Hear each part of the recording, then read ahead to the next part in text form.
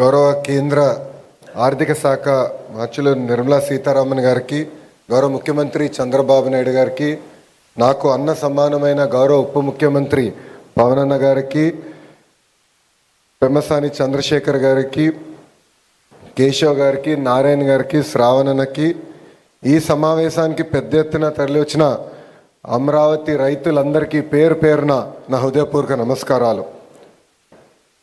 దేవతల రాజధాని అమరావతి, రైతుల త్యాగం అమరావతి. దేవతల రాజధానిని దయాలుగా విధ్వంసం చేయాలని ఆనాడు చూశారు.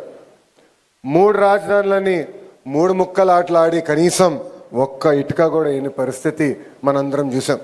కానీ ఒక్క వ్యక్తి నివసించడానికి 700 కోట్ల రూపాయలు ఖర్చు పెట్టి విశాఖపట్నంలో ప్యాలెస్ కడతాం కూడా ఆంధ్ర రాష్ట్ర ప్రజలు చూశారు. ఎన్ని కుట్రలు చేసినా, ఎన్ని ఇబ్బందులు పెట్టినా జై అమరావతి అనే నినాదంతో మనందరం కలిసికట్టుగా ముందరికెళ్ళాం. మనందరం చూసాం, చిన్న పిల్లల దగ్గర నుంచి 80 సంవత్సరాల వృద్ధి వరకు మనందరం ఒకే నినాదం, ఒకే రాష్ట్రం, ఒకే రాజధాని, జై అమరావతి అని ఆనాడు పెద్ద ఎత్తున మనందరం పోరాడం. జై అమరావతి అన్నందుకు రైతులపైన కేసులు పెట్టారు. మహిళల్ని ఏకంగా పోలీసు బూటులతో ఆనాడు తంతం కూడా మనందరం చూసాం. 1631 రోజులు అమరావతి ఉద్యమం నడిచింది.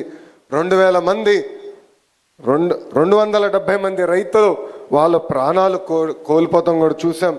సుమారుగా 3000 మంది రైతులపైన ఆనాడు కేసులు పెడతాం కూడా మనందరం చూస్తాం జరిగింది. కానీ ఆనాడే చెప్పాం, ఆపేసేదానికి అమరావతి ఎవరో ఇంట్లో స్విచ్ కాదు, ఇది పవర్ఫుల్ ప్రధానమంత్రి నరేంద్ర మోడీ గారు శంకుస్థాపన చేసిన అమరావతి అని. ముఖ్యమంత్రి గారు అడిగిన వెంటనే పెద్ద ఎత్తున రైతుల ముందరికి వచ్చి ఆనాడు 3 పంటలు పంటున్న భూముల్ని 5 కోట్ల ఆంధ్రుల కోసం రాజధాని ఏర్పాటు చేస్తాం కోసం మీరందరూ భూములు ఇస్తాం జరిగింది. అందుకే ఈరోజు కూటమి ప్రభుత్వం ఏర్పడిన తర్వాత, ప్రజాప్రభుత్వం ఏర్పడిన తర్వాత ఒకే రాష్ట్రం, ఒకే రాజధాని, అది అమరావతి, కానీ అభివృద్ధి వికేంద్రీకరణ చేసి చూపిస్తామని హామీ ఇస్తాం జరిగింది. ఇప్పుడు గౌరవ మంత్రి నారాయణ గారి ఆధ్వర్యంలో అమరావతి పనులు కూడా జెట్ స్పీడ్లో జరుగుతాం, మనందరం కల్లారా చూస్తున్నాం. స్త్రీ శక్తి అంటే నాకు గుర్తొచ్చే మొదటి వ్యక్తి గౌరవనీయులు నిర్మలా సీతారామన్ గారు. ఇప్పుడు చూడండి మేడం గారు ఎంత ప్రశాంతంగా ఉన్నారు. కానీ అదే వ్యక్తి పార్లమెంట్లో ఒకసారి మనందరం చూడాలి. ప్రతిపక్ష పార్టీలు అబద్ధాలు చెప్పేదానికి ప్రయత్నిస్తే వాళ్ళకి చుక్కలు చూపించే వ్యక్తి గౌరవ నిర్మలా సీతారామన్ గారు. మహిళలు ఎలా ఉండాలో ఆవిడని చూస్తే అందరికి అర్థమవుతుంది. ఆవిడ రికార్డులు కూడా ఎవరు బద్దలు కొట్టలేరు. ప్రపంచంలో ఎంతోమంది ఆర్థిక శాఖ మార్చులు ఉన్నారు, కానీ మన నిర్మలా సీతారామన్ గారు రికార్డులు బద్దలు కొట్టారు. వరుసగా 8 కేంద్ర బడ్జెట్లు మేడం గారు ప్రవేశపెట్టారు.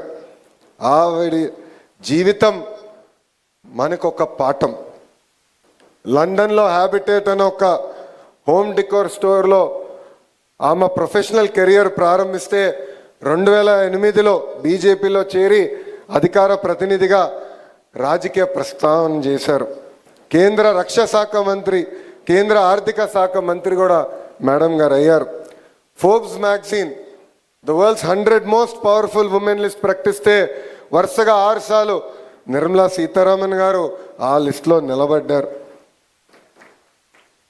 ఎంత ఎదిగినా సింప్లిసిటీ నేను మేడం గారు చూసి నేర్చుకున్నా. ఇప్పుడు కూడా చేనేత వస్త్రాలే మేడం గారు వేసుకుంటారు. అనేక సార్లు